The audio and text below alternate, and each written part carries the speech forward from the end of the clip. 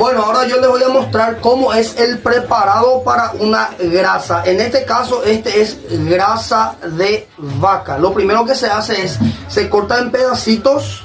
Posteriormente se pone en una olla como este y se le carga una cantidad de agua. En este caso la señora le cargó esta cantidad, más o menos medio litro de agua.